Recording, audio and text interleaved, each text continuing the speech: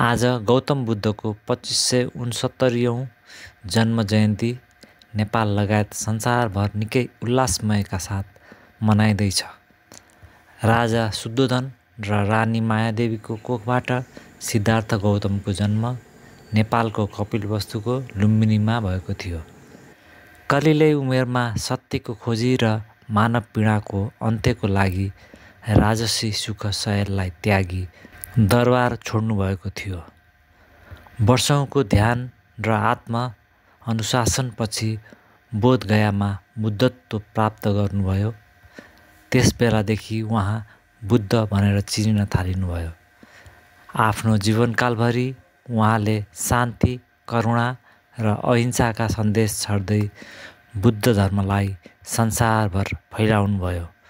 आज नेपाल लगायत विश्वका धेरै देशहरूमा उहाँका अनुयायीहरू भेटिन्छन्।